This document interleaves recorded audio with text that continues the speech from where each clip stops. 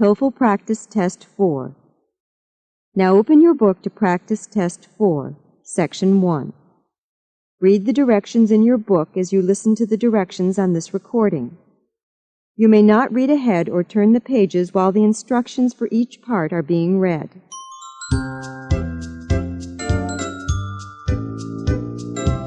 TOEFL Practice Test 4, Section 1. Listening Comprehension. In this section of the test, you will have an opportunity to demonstrate your ability to understand conversations and talks in English. There are 3 parts to this section with special directions for each part.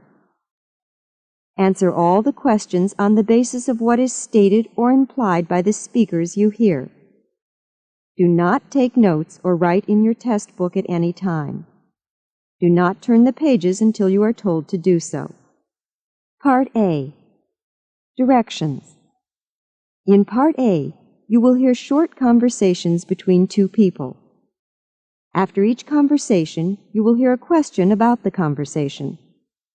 The conversations and questions will not be repeated.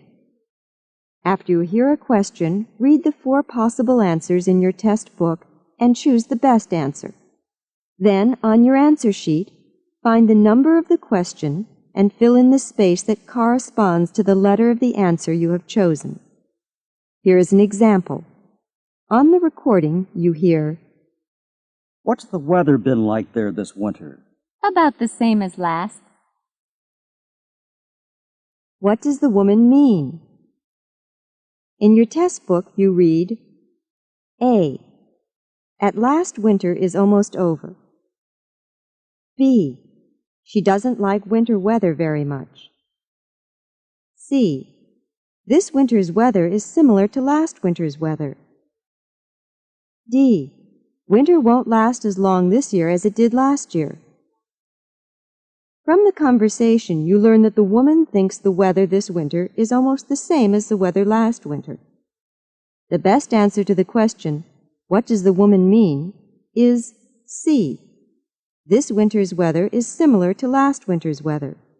Therefore, the correct choice is C. Go on to Part A.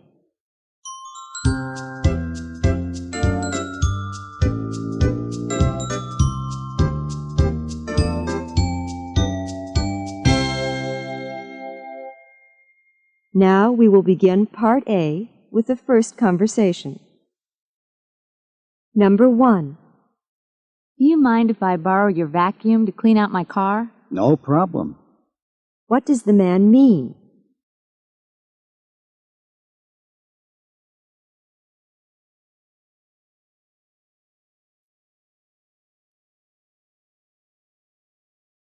Number 2. Shall we set the tent up? Yes, right away. Then we better start a fire. It's cold out here. Where does this conversation most probably take place?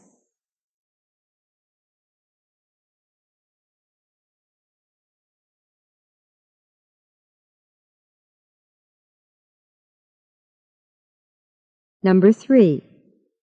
This apartment isn't in very good shape. It's the worst one I've seen. What does the woman mean?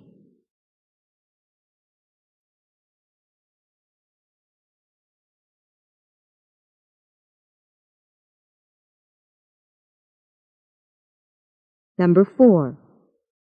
Do you know where I can have my clothes cleaned? Why not wash them yourself? There's a laundromat on 3rd Street. What does the woman mean?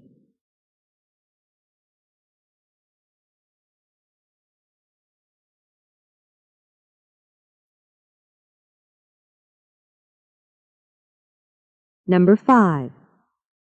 Are you going to take 6 classes again this fall? Not on your life. What does the man mean?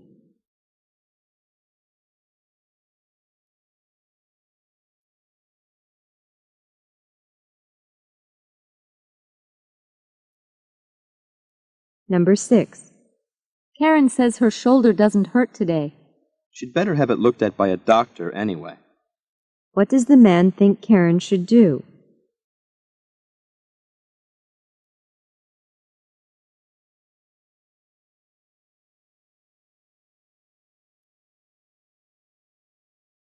Number 7.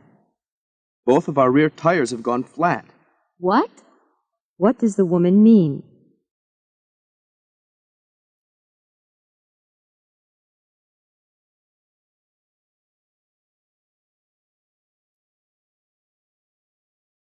Number 8. How did Carol's cake turn out? I don't know. Why don't we try some and see? What does the man say about the cake?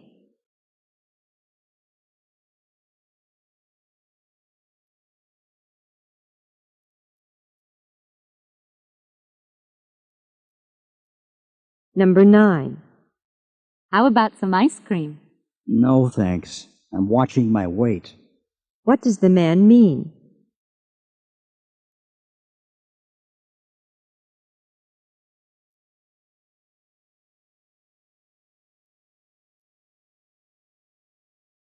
Number 10. Dr. Olson, do you think I could take my exam a few days ahead of schedule? I'm sorry. That's out of the question. What does Dr. Olson mean?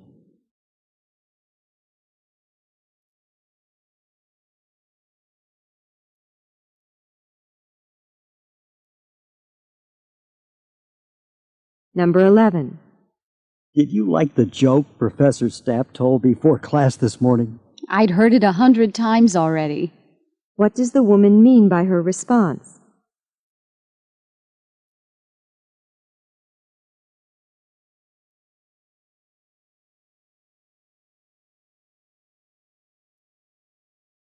Number 12. You sing beautifully. Well, I guess I can carry a tune all right, but I could certainly never be an opera star. What does the man say about his musical talent?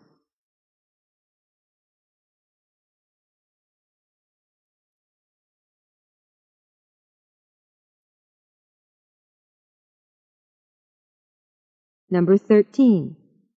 There should be 24 sandwiches in the picnic basket. Is that counting the ones I brought too? What is the man asking?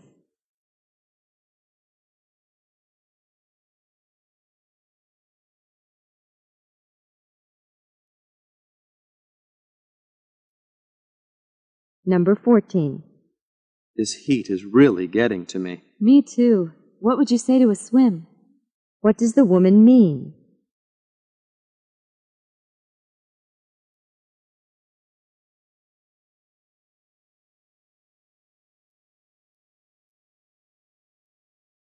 Number 15. Professor Larson doesn't accept late papers. Neither does Professor Andrews. What does the woman mean?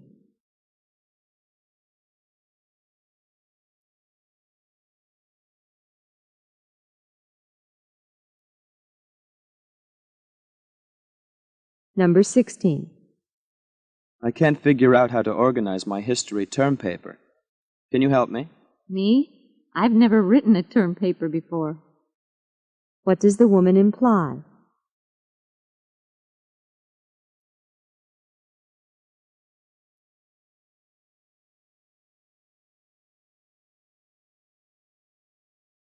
Number 17. Can you tell me where the library is? It's marked on the map in the back of your school catalog. What does the woman imply the man should do?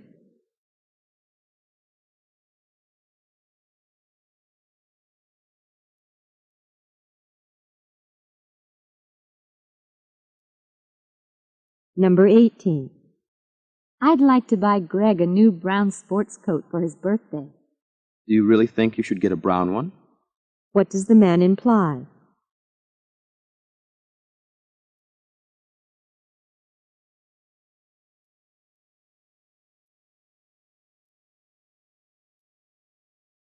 Number 19. I can't believe how nice your report looks. How did you finish it so fast? I had my secretary type it for me. What does the woman mean?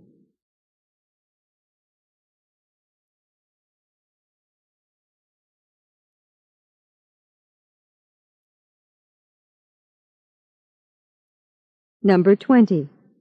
Today's meeting has been rescheduled for next week. Great. I'll have time to run some errands. What does the man mean?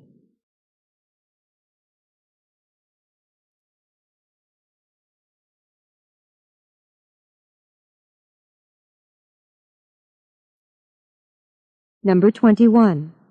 Weren't you supposed to go swimming yesterday? Even if I'd have had time, I would have preferred to do something else. What does the man imply about himself?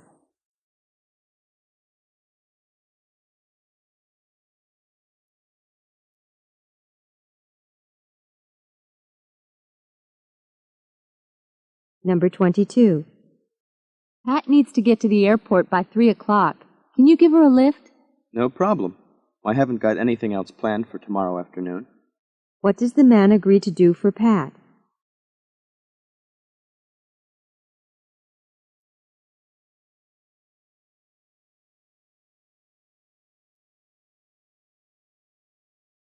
Number 23. Congratulations! You got the highest score in the class on the calculus exam. What a relief! I spent most of last week cramming for it. What did the man do last week?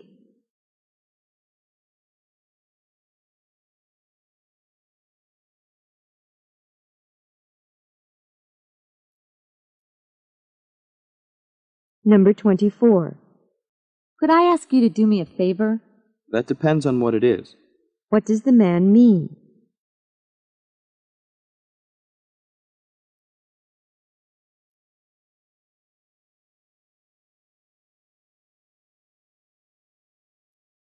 Number 25. Were you able to get a refund for that book? I didn't have my receipt with me. What does the woman imply?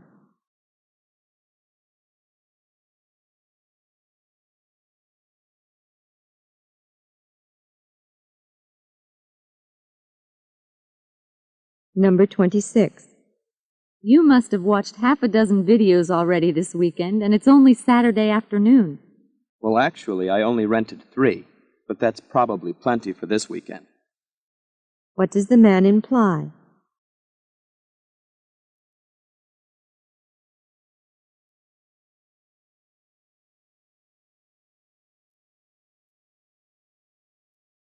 Number 27. Richard should have arrived in Minneapolis by now. If the weather didn't interfere, he might be delayed. What does the man imply?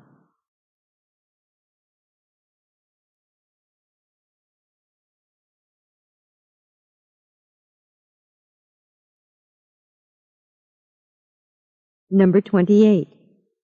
I got a parking ticket today. Not another one. What does the man imply?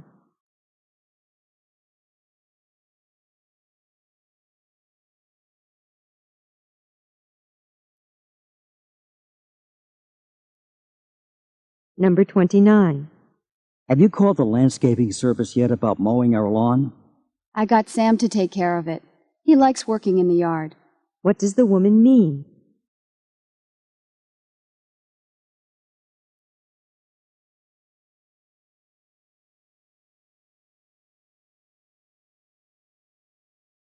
Number 30. Guess what? We want you to be our featured speaker at graduation. Oh, no, I couldn't. What can be inferred about the man?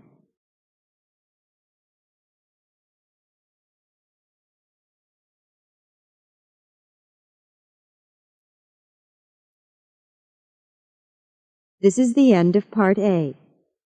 Go on to Part B.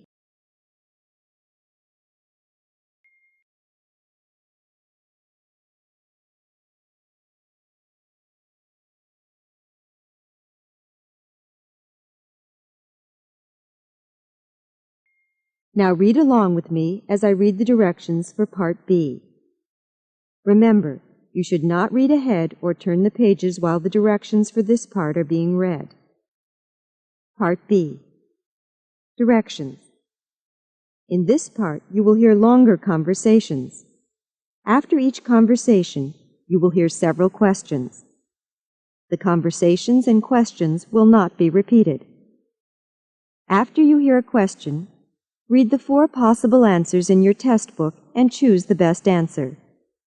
Then, on your answer sheet, find the number of the question and fill in the space that corresponds to the letter of the answer you have chosen.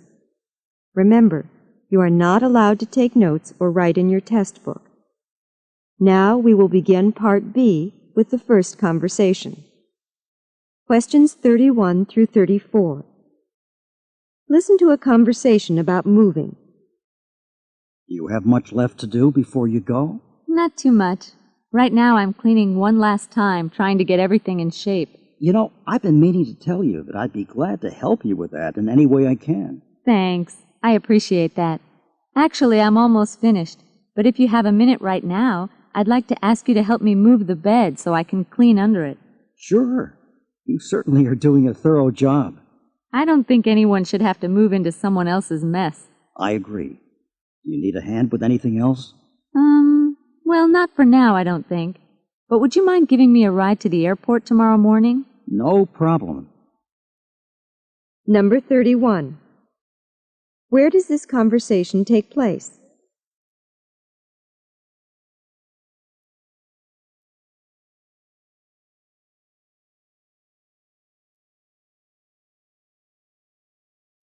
Number 32. What does the man offer to do?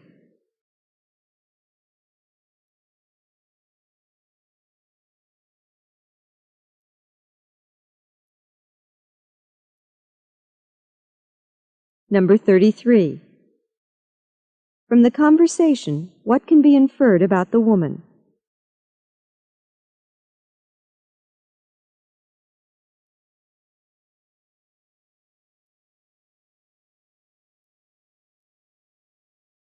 Number 34. How will the woman get to the airport?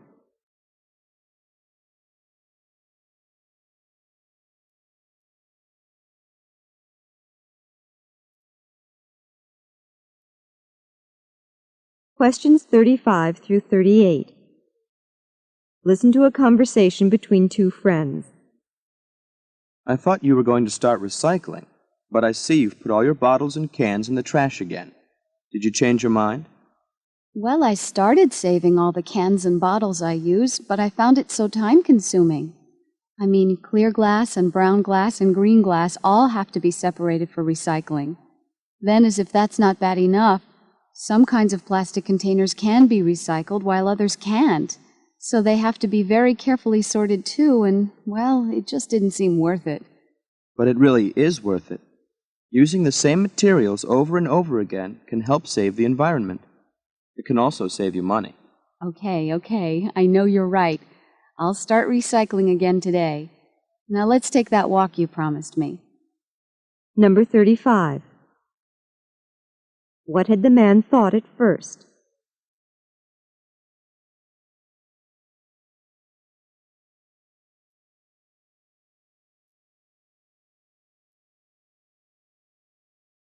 Number 36. From the conversation, what can we assume that recycling means?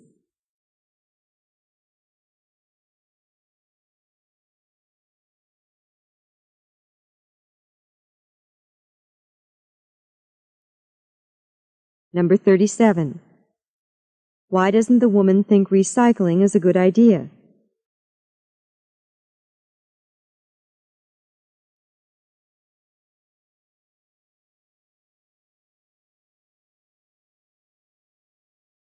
Number 38. What does the woman promise to do?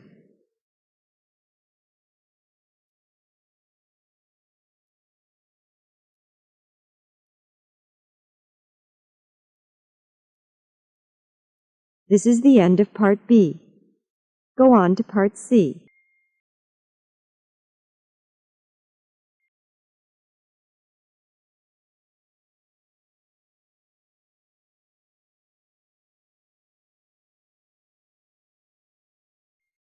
Now read along with me as I read the directions for Part C. Remember, you should not read ahead or turn the pages while the directions for this part are being read. Part C. Directions. In this part of the test, you will hear several talks. After each talk, you will hear some questions. The talks and questions will not be repeated. After you hear a question, read the 4 possible answers in your test book and choose the best answer. Then, on your answer sheet, find the number of the question and fill in the space that corresponds to the letter of the answer you have chosen. Here is an example. On the recording, you hear, "Listen to an instructor talk to his class about bumblebees." The familiar black and yellow bumblebee is often found in fields of red clover. It is the only bee with a tongue long enough to fertilize this plant, so it is impossible to raise red clover where there are no bumblebees. Like the queen wasp, the queen bee is the only member of her colony that lives through the winter. She starts a new colony in her underground nest every spring by laying from 400 to 1,000 eggs in wax cells, or combs. Bumblebees also produce honey. Their nests are often dug up and the contents eaten by bears, mice, and other animals. Now listen to a sample question. Why is it impossible to raise red clover where there are no bumblebees? In your test book, you read, A. Only bumblebees can fertilize red clover plants. B. Bumblebees protect red clover from plant-eating insects. C. Bumblebees bring water to red clover plants on their tongues. D.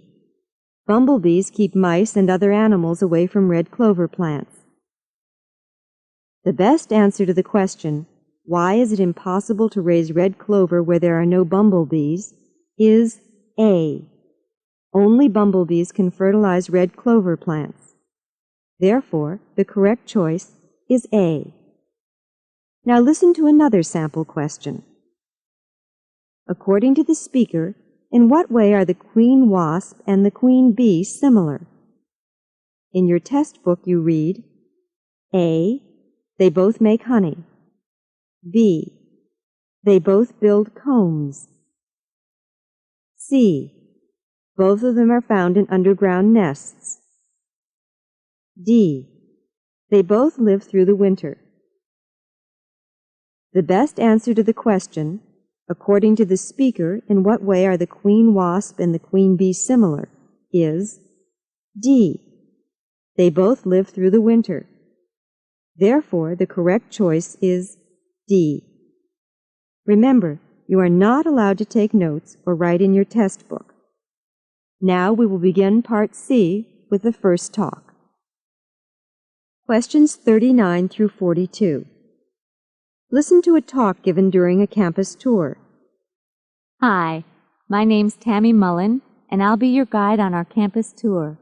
As we walk through the campus, I'll provide a bit of history about the college, and I'll describe some of our fine academic programs.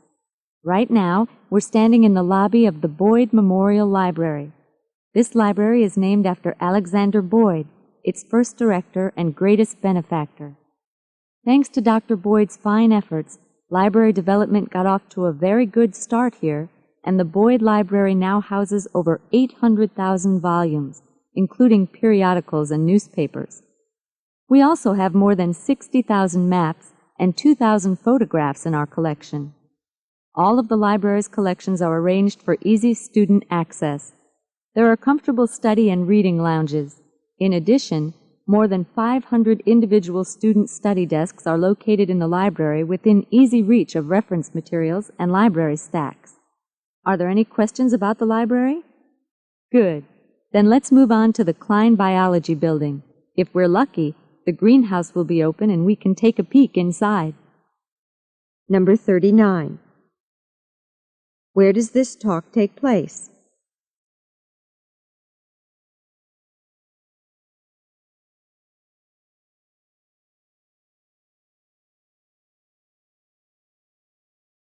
Number 40. Who is the speaker probably talking to?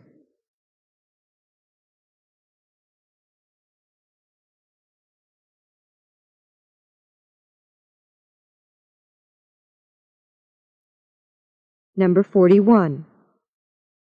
Who was Alexander Boyd?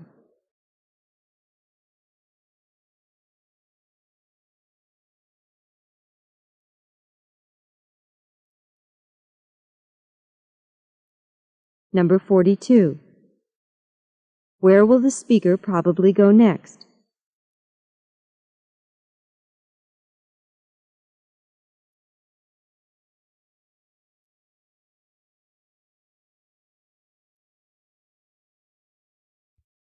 Questions 43 through 46. Listen to a lecturer in a hotel management school talk about hotel theft. Hotel guests don't just take the shampoo and soap that we leave for them. They also help themselves to pillows, blankets, lamps, towels, ashtrays, even bathroom fixtures. People who lead otherwise honest lives take just about anything they can get their hands on in a hotel, even things that are bolted down. American hotels and motels lose more than $85 million worth of goods each year. Although this is a disgraceful statistic, there is not much that we, as hotel and motel managers, can do about it. Catching thieves may actually be bad for business. We would have to either install hidden cameras in rooms and hallways, or search guests and their luggage before they leave the hotel. Either option would be very unpleasant for the guests as well as for us. We might also mistakenly accuse some guests who haven't taken anything. Even if we did catch some people stealing hotel property, it would not be worth it. Fortunately, our business still takes in a lot more money from our guests than they take from us. The cost of thievery is just another hidden expense which we have to absorb. And there may be a good side to all of this. Remember, we put our company name on almost everything in the hotel room. The honeymoon couple, looking for a memento of their stay with us, might take a towel embroidered with our name and remember us for many years to come. It's bad behavior on the part of our guests, but good advertising for us. Number 43. What is the main purpose of this talk?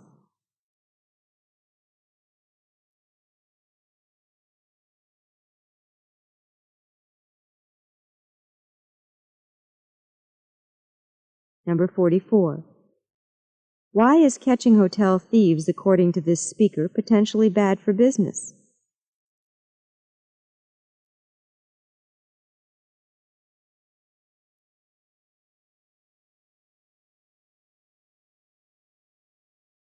Number 45. Why do hotels and motels often put their name on articles in the rooms?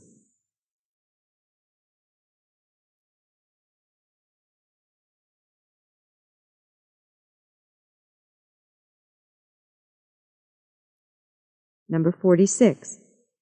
According to the speaker, why are honeymoon couples often hotel thieves?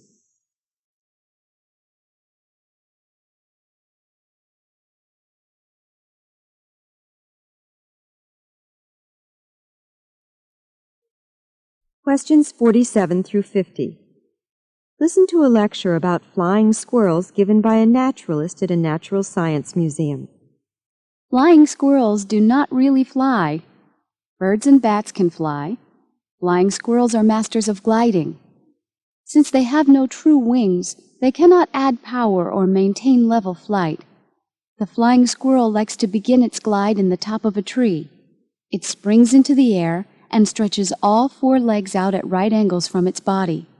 A flap of skin called a podogum extends from the squirrel's wrist to its ankle on each side. This skin acts as a sail and allows the squirrel to glide in the air.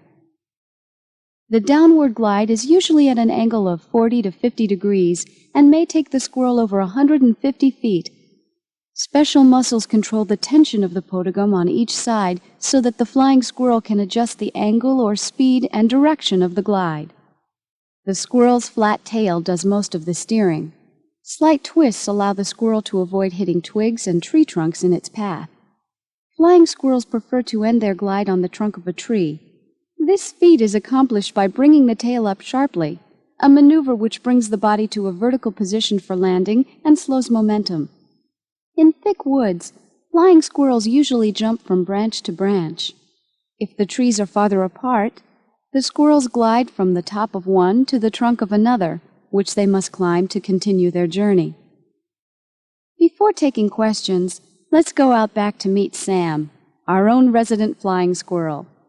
Maybe he'll cooperate and show us how he glides. Number 47. What is the speaker's main point?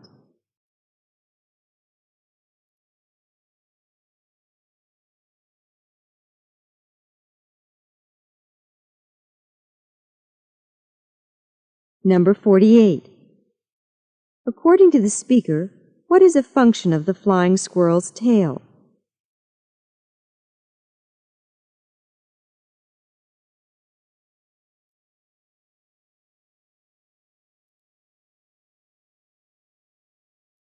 Number 49.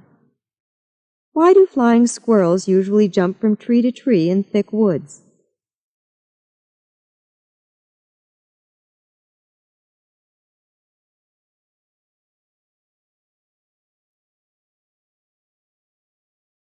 Number 50. Who is Sam?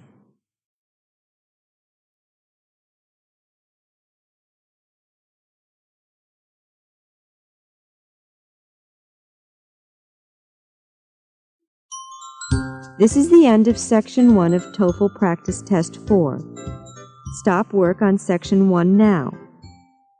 Turn off your cassette player.